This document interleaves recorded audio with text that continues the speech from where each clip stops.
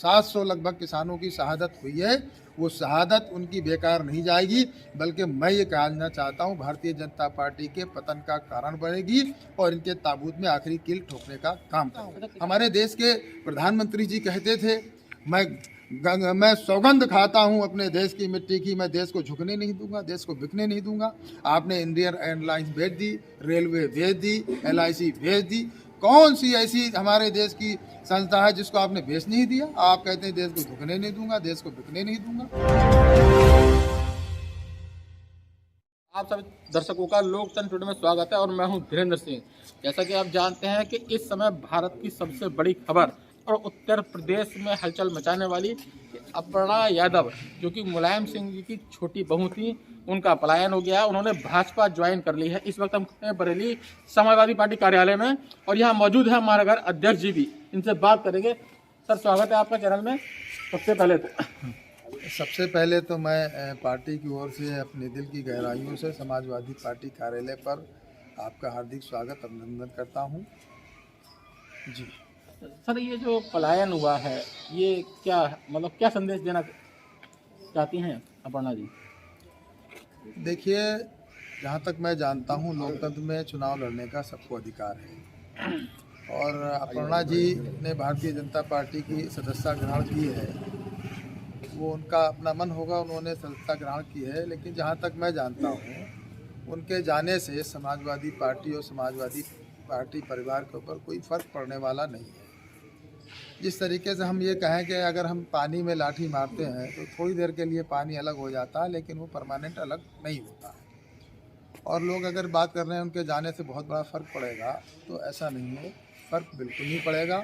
उत्तर प्रदेश की जनता मन बना चुकी है। उत्तर प्रदेश की जनता हर हाल में पार्टी के राष्ट्रीय अध्यक्ष आदरणीय अखिलेश यादव जी को उत्तर प्रदेश के मुख्यमंत्री के रूप में देखना चाहती है। अच्छा, एक बात और भी है अध्यक्ष जी, जैसे कि लगातार सांसद भी रही हैं मुख्यमंत्री जी की जो पत्नी हैं डिम्पल यादव जी, और सक्रिय सदस्य भी रही हैं और लोकप्रिय नेता भी हैं। क्या कमी रह गई या क्या उन्हें आगे बढ़ाने के मौके नहीं दिए गए जो ये नौबत आ गई? देखिए, आपने देखा होगा पिछली बार पार्टी ने उन्हें बड़े सम्मानित तरीके से लखनऊ की जो सदर सीट है चौक की, वहाँ से प्रत्याशी बनाया था। लेकिन आपने देखा होगा अक्सर वो विवादों में रहीं और उन्होंने पार्टी के खिलाफ बयान देती रहीं, कभी कुछ कहा कभी कुछ कहा। तो ये आपने सबने प्रदेश ने देखा है, आप लोगों ने दिखाया है। अब वो किस वजह से गई, अभी भी पार्टी के लोग सब परिवार पूरा एकजुट है। सब लोगों ने कहा, उन्हें राय मशवरा दिया, लेकिन उन्होंने उनकी बात को नज़रअंदाज किया। जब परिवार के बड़ों की बात कोई नहीं मानता है, उनकी बातों को नज़रअंदाज करता है, तो जनता फैसला अपने आप दे देगी, उसका फैसला कर देगी। तो चाचा जी बड़ी मुश्किल से जो है गठबंधन हुआ और अब बहू का पलायन हो गया, तो पब्लिक भी अभी कुछ जानकर लोग कह रहे हैं कि एक तरफ आ रहा है और एक तरफ जा रहा है, तो ये क्या अंदर खाने कुछ और है और बाहर खाने कुछ और है क्या? देखिए, पूरे उत्तर प्रदेश की जनता समाजवादी पार्टी के राष्ट्रीय अध्यक्ष आदरणीय अखिलेश यादव जी की तरफ बड़ी आशा भरी निगाहों से देख रहा है, क्योंकि हमारे राष्ट्रीय अध्यक्ष जी का जो 5 साल का कार्यकाल था, उस कार्यकाल में मुल्क की आज़ादी के बाद पहले ऐसे मुख्यमंत्री हुए हैं जो उन्होंने अपने चुनावी घोषणा पत्र में जनता से वायदे किए थे, सारे के सारे वायदे पूरे उन्होंने किए और जो नहीं कहा वो भी करके दिखा दिया। मिसाल के तौर पर आगरा से लखनऊ का जो हाईवे है वो घोषणा पत्र में नहीं था। मिसाल के तौर पर लखनऊ में जो मेट्रो चलाई वो भी घोषणा पत्र में नहीं थी। ये सब भी करके दिखा दिया उन्होंने। आज उत्तर प्रदेश की जनता जो है वो उन्हीं को याद कर रही है, उनके विकास कार्यों को, समाजवादी पार्टी के जो जनहित की नीतियाँ थी उनको याद करके उन्हें पुनः उत्तर प्रदेश के मुख्यमंत्री के रूप में देखना चाहती है। सबसे बड़ा मुद्दा आज प्रदेश की और देश की जनता के सामने है महंगाई का। महंगाई आज चरम सीमा पर है। हमारे देश और प्रदेश के वासियों ने कभी ऐसी कल्पना नहीं की थी कि 110 रुपये लीटर पेट्रोल मिलेगा, 100 रुपये का डीजल मिलेगा, 950 से 1000 का सिलेंडर मिलेगा। ऐसी कल्पना लोगों ने नहीं की थी। आज अगर हम बात करें, बेरोजगारी बराबर बढ़ती चली जाई है, कानून व्यवस्था एकदम ध्वस्त हो चुकी है। मिसाल के तौर पर आपने देखा होगा थानों में, अदालतों में दिन दहाड़े हत्याएं हो रही हैं। अगर हम पड़ोसी जनपद की बात करें हाथरस की, वहाँ की घटना ने तो पूरे उत्तर प्रदेश के लोगों को झकझोर करके रख दिया। वहाँ एक हमारी वाल्मीकि समाज की बेटी मनीषा को इतनी बर्बरता पूर्वक उसके साथ जो है हैवानियत की गई कि उसने अस्पताल में दम तोड़ दिया गया। और उससे भी बड़ी बात तब तो हो गई जब रात के अंधेरे में उसके घर की बगैर परमिशन के उसे दाह संस्कार नहीं, टायर से और प्लो से ज़बरदस्ती जला दिया गया। बड़े अफसोस की बात है। और दूसरी तरफ अभी जैसा कि मैं कह रहा हूँ उत्तर प्रदेश में समाजवादी पार्टी प्रचंड बहुमत के साथ सरकार बनाने जा रही है। तो मैं बताना चाहता हूँ सरकार कैसे हम लोग बना रहे हैं। अभी जो ग्राम पंचायत का चुनाव हुआ था, उत्तर प्रदेश की जनता ने बहुमत समाजवादी पार्टी को दिया था। सबसे ज़्यादा हमारे जिला पंचायत सदस्य, बीडीसी सदस्य, ग्राम प्रधान चुनकर आए। और उस चुनाव में भी भारतीय जनता पार्टी के गुंडों ने, बदमाशों ने महाभारत में जो चीर हड़ा हुआ था द्रौपदी का, वो भी करने की कोशिश कर रही। एक बहन हमारी अपनी मत का प्रयोग करने जा रही थी, किस तरीके से उसकी साड़ी नोची गई, उसका चीरहरण किया गया। तो ये भारतीय जनता पार्टी की सरकार ने महाभारत में जो चीरहरण हुआ था उसकी भी याद दिलाने का काम किया। और सबसे अहम बात है, आज भी हमारे देश की 70 से 72% जनता जो गाँव में निवास करती, किसी भी देश की जो है उन्नति और विकास देश के खेत खलिहानों से होकर जाता है। हमारे देश का अन्नदाता किसान जो धरती का सीना चीर कर अन्न पैदा करता है। आपने देखा लखीमपुर खीरी की घटना है, वो भी कितनी बर्बरता पूर्वक हमारे केंद्र सरकार के गृह राज्य मंत्री के पुत्र ने बर्बरता पूर्वक उस पर गाड़ी चढ़ाकर उनको मौत के घाट उतार दिया गया। और एक हमारे लोकतंत्र का चौथा स्तंभ पत्रकार बंधु, एक हमारा पत्रकार साथी भी वहाँ पर शहीद हुआ है। अब पहले तो गृह राज्य मंत्री जी कहते थे कि हमारा कोई भी साहब उसमें हम लोग सम्मिलित नहीं है, उसमें हमारी कोई भूमिका नहीं है। जबकि अब जो चार्जशीट दाखिल हुई तो जब तय कर दिया है, इन्हीं की सरकार है, इन्हीं की पुलिस है, इन्हीं के गृह मंत्री हैं, साला पुलिस प्रशासन सब इनका है। चार्जशीट में उनका पुत्र दोषी पाया गया और जो भी वहाँ पर लोकेशन ट्रेस आउट हुआ तो वहाँ पाया गया, उसकी राइफल का इस्तेमाल हुआ।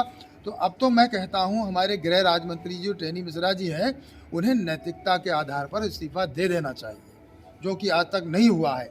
और जहाँ तक मैं जानता हूँ, जब जब हमारे देश का अन्नदाता किसान सड़कों पर आया है तो उन्होंने सरकारों की चूल्हे हिलाने का काम किया है।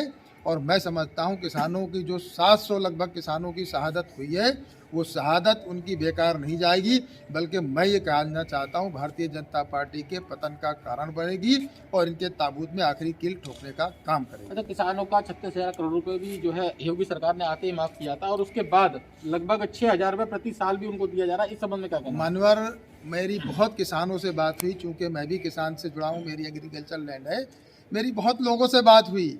इन्होंने किसानों को छला है, किसी के खाते में 100, किसी के खाते में 150। इनकी करनी और कथनी में फ़र्क है। भाई इन्होंने कहा था 2 करोड़ प्रतिवर्ष नौकरियां देंगे, इन्होंने कहा था 15 लाख खाते में आएंगे, इन्होंने कहा विदेशों से काला धन लाएंगे। कौन सा काला धन विदेशों से आ गया? कौन सा 2 करोड़ प्रतिवर्ष नौकरियां मिली? कौन सा इन्होंने 15 लाख रुपए खाते में दिए? तो मैं यही कहता हूँ, हमारे देश के प्रधानमंत्री जी कहते थे, मैं सौगंध खाता हूं अपने देश की मिट्टी की, मैं देश को झुकने नहीं दूंगा, देश को बिकने नहीं दूंगा। आपने इंडियन एयरलाइंस भेज दी, रेलवे भेज दी, LIC भेज दी, कौन सी ऐसी हमारे देश की संस्था है जिसको आपने बेच नहीं दिया? आप कहते हैं देश को झुकने नहीं दूंगा, देश को बिकने नहीं दूंगा। अध्यक्ष जी, बात अभी उड़ती अपर्णा यादव जी की। अंत में आपसे आखिरी सवाल यही है कि उत्तर प्रदेश की जनता ये किस तरह देखेगी और इस पर क्या विचार व्यक्त करेगी, ये जो प्लान हुआ है, और क्या इस पर मतदान पर असर पड़ेगा? देखिए, जहाँ तक मैं जानता हूँ अर्पणा जी के बीजेपी में जाने से कोई फर्क पड़ने नहीं वाला है। जनता मन बना चुकी है। जनता जो है, आज जनता के सामने सबसे बड़ा मुद्दा महंगाई का है, बेरोजगारी का है, विकास का है, स्वास्थ्य का है, यही हमारी मूलभूत सुविधाएं हैं। आज हमारे राष्ट्रीय अध्यक्ष जी ने जो 300 यूनिट बिजली फ्री करने का, किसानों की सिंचाई मुफ्त का जो वादा किया है, और हमने जो वादा किया उसको पूरा किया। ये नहीं कि हम ऐसे ही कह रहे हैं।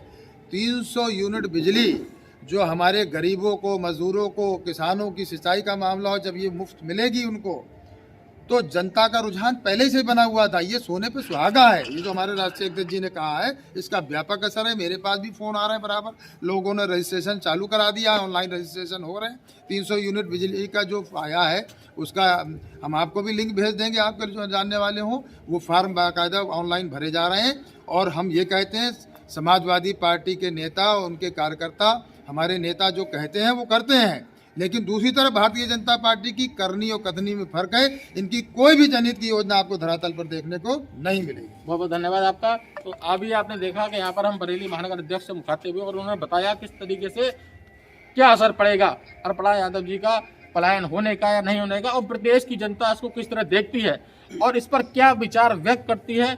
बने रहिए मेरे संग इसी तरीके से अपने सहयोगी सूरज पटेल के साथ। मैं धीरेन्द्र सिंह, लोकतंत्र टुडे, बरेली।